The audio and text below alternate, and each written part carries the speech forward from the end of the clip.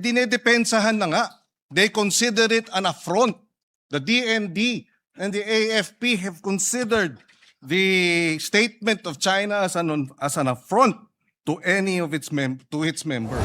Alam po kasi ng Pangulo natin, Mr. President, walang kapupuntahan yung patot sa dahan. Meron po akong record ng mga patot sa dahan, Mr. President. January 13, Representative De Lima. 14 and 15, Commodore Tariela. January 16, Tariela pa rin. January 20, Senator Ontiveros. January 23, again, Senator Ontiveros. January 25, Senator Erwin Tulfo. Sa tuwing ganito ang ginagawa natin, sagot ng sagot po ang Chinese Embassy. So wala na pong katapusan. Tamang impormasyon ang ibigay natin sa ating kababayan. Sapagkat napakahirap lumaban kapag bulag ka. Tapos tayo, sasabihin natin, teka muna, hindi dapat. Mr. President, we should, again, I will reiterate, when the DND and the AFP speak as regards national security concerns, we should rally behind them. We should provide them the necessary support because they're the ones who face the Chinese aggression 24/7, 365 days, Mr. President. And they deserve our support rather than our castigation and our condemnation. We should Mr. condemn President. China, not our men in uniform, Mr. President.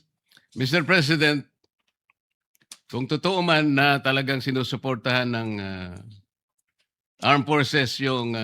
Totoo ho, statement po nila eh. Kaya nga Binasa. po, payagan nyo kung Opo. i-continue ang Thank aking pagtatanong.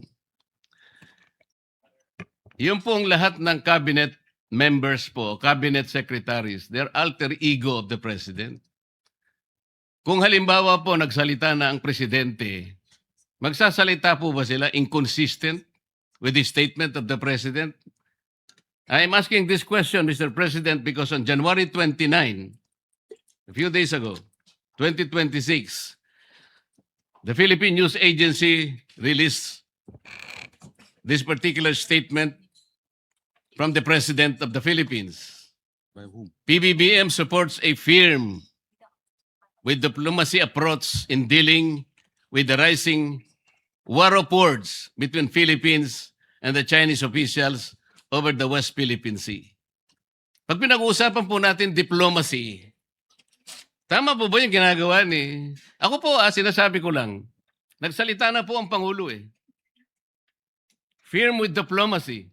Alam po kasi ng Pangulo natin, Mr. President, walang kapupuntahan yung patot sa dahan. Meron po akong record ng mga patot sa dahan, Mr. President, from January 1 hanggang kahapon. Ito po, January 1, nanggaling po sa ating iginagalang na senador.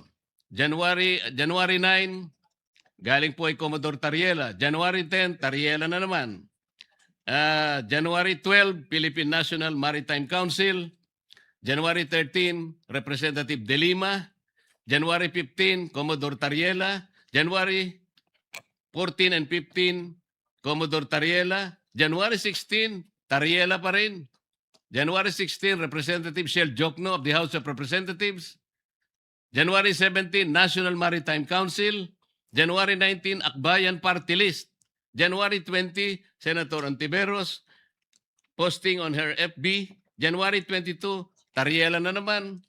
January 23, again, Senator Ontiveros and Strat-Based Institute. January 23 again, nasama po kayo, Senator Kiko. January 24, Tariela na naman.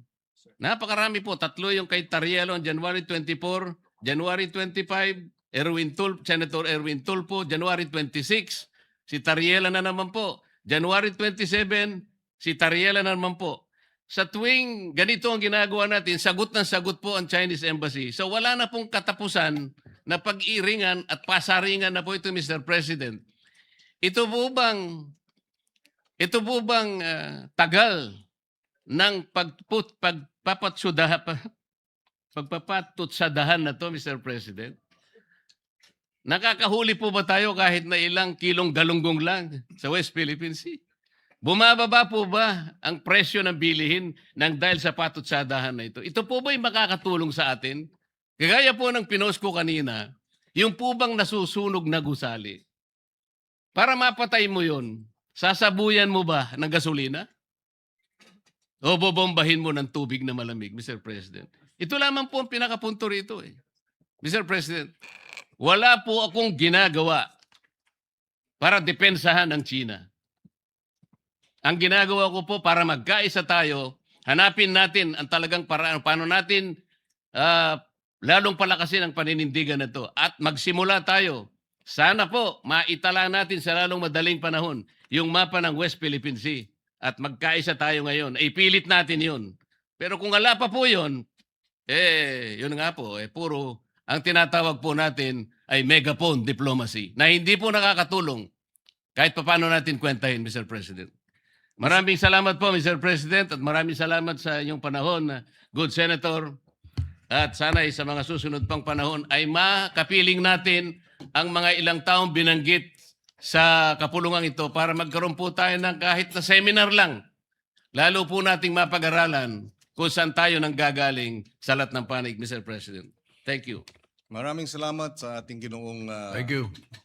Kabalin from Tarlac and Pampanga. We may disagree with a number of his views, but we will agree to disagree with respect. Maraming salamat, Mr. President. Thank you. Senator Robin Padilla is recognized. Maraming salamat po, Ginoong Pangulo at sa ating pinunong mayorya. Meron lamang po akong mga konting paglilinaw. Maaari po bang malinawan ng ating bayani na magsasaka? Senator Kiko Pangilinan. Salamat. Ako ay handa na magbigay linaw sa abot nating makakaya sa ating kasamahan at ang gentleman from Nueva Ecija at Camarines Norte. Opo. Norte. Maraming salamat po. Ako po bilang chairman ng Public Information po at masusing nakikinig po sa inyong palitan ni Senator Rodante Marcoleta. Katunayan, ako po'y masayang-masaya sa nangyaring palitan sapagkat nagkakaroon po ng paglilinaw. At ito po ang napakahalaga sa public information. Bagamat naging paminsan-minsan ay nagiging mainit ang talakayan, pero yun po ay nakabubuti para sa ating mga kababayan na nakikinig po sa oras na ito. Ako po'y walang kaplano-plano magtanong pero meron pong mga ilang bagay ang hindi napalawak sa usapin.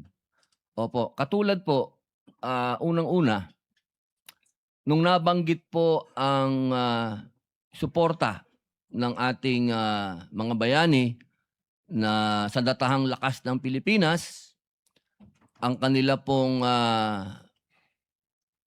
pagbibigay ng opinyon at komento at kasama na po ang Department of National Defense doon po sa pagdamay nila. Kasi sinabi po ninyo na nagkomento sila ng pagsuporta kay Commodore Tariela. Ito po ay kailangan nating linawin.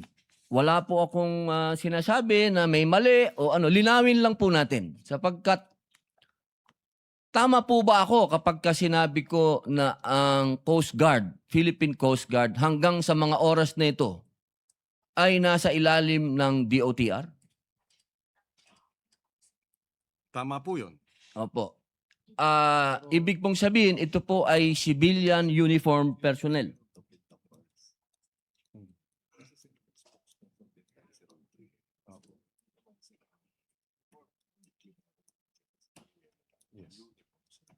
Yes. Ang paliwanag ng Department of National Defense ay bagaman siya po ay nasa DOTR, hindi rin kasi pinaliwanag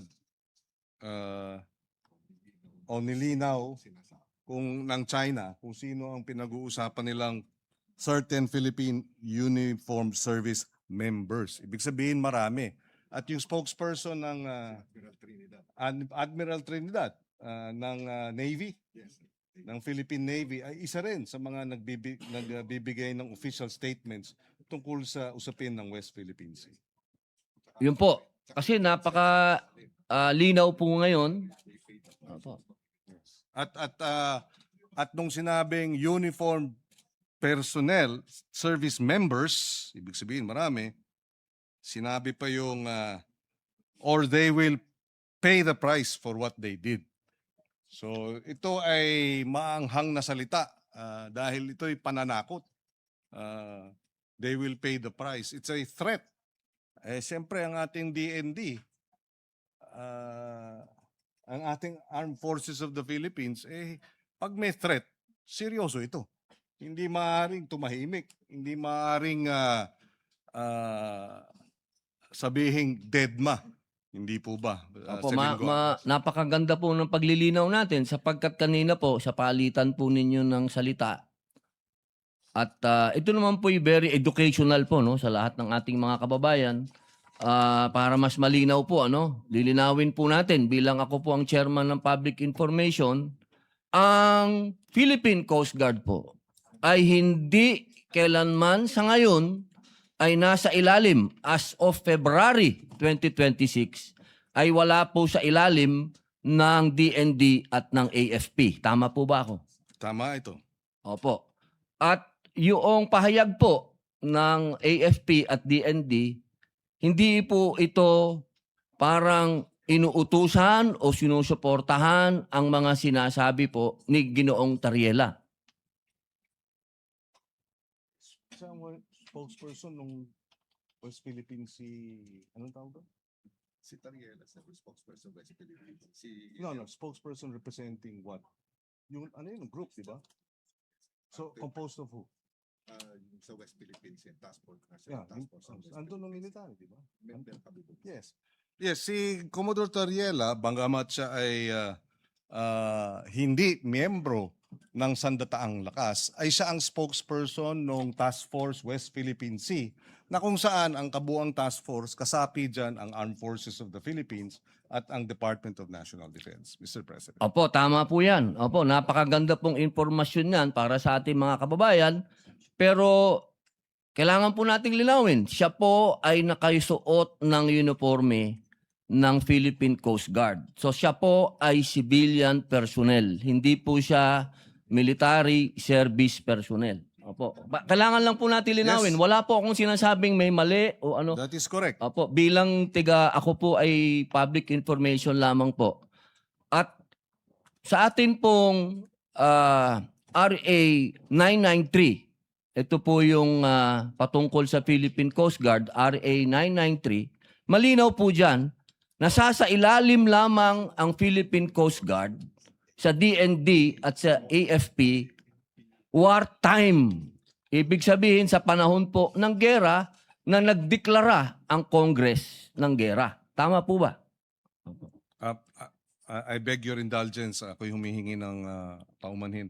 Maaring ulitin po dahil meron lang nabanggit sa akin. Opo, sorry po. Yung ating resource person. Opo, doon po sa 993. Opo, Republic Act 9993. 9993. Opo, ito po yung patungkol sa Philippine Coast Guard.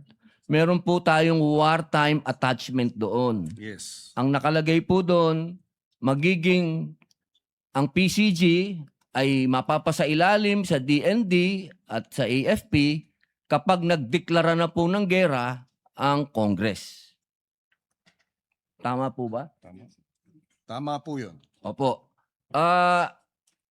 Gusto ko lamang pong linawin din sa ating mga kababayan, wala pa po tayo sa deklarasyon ng gera. Tayo po ngayon ay At naway hindi mapunta ron. inshallah. Opo. Maging maingat lang po sana tayo kapag sa mga ating mga pahayag sa inyo pong dalawa na aking mga hinahangaang senador. Sa inyo po, Senator Francis Kiko Pangilinan, kay Senator Rodante Marculeta, sapagkat sa ngayon po, ang laging pinag-uusapan, ang Chinese Coast Guard ay nasa ilalim ng Army, ng China. PLA. Opo. Maiwasan po sana natin na magkaroon ng pag-iisip na ang ating Coast Guard ay nasa ilalim na rin ng military. Sapagkat hanggang ngayon po ay ipinagpipilitan ko at ipinaglalaban ko kung ano po ang RA 993. Ito po ay civilian in nature. Ito po ay hindi nasa ilalim ng military. Sapagkat kapag nangyari po ito, napakadelikado po nito para sa usapin na ito. Ako po, ang gusto ko po ay maayos ito ng usapan. Hindi ko po kinokontra anuman kung ano ang damdamin ng bawat Pilipino dahil tama. Tama na ipaglaban po natin yung atin. Hindi tayo pwedeng umatras. At hindi din po ako papayag na kapag tayo inaapi na, kahit masi Gulayat pa yan, kapag kadating po sa usapin ng lalaban tayo. Pero ang pakiusap ko lamang po, tamang impormasyon ang ibigay natin sa ating kababayan. Yun lamang po sapagkat napakahirap lumaban kapag bulag ka. Yun lamang po, Ginoong Pangulo, maraming salamat po. Maraming salamat kay Ginoong Senador Robin Hood Padilla sa kanyang mga tanong at makakaasa kayo. Kami ay nakikiisa sa iyo na ayaw natin ng gulo. Kung ako nga lang ang masusunod, kahit maghapon tayong magdebate dito tungkol sa agrikultura at pangingisda, yan talaga ang gusto kong gawin. Ito'y nakita lang natin ang kahalagahan ng ating isinasagawa, kailangan nating gawin at tayo nagpapasalamat sa kanyang mga tanong, Mr. President.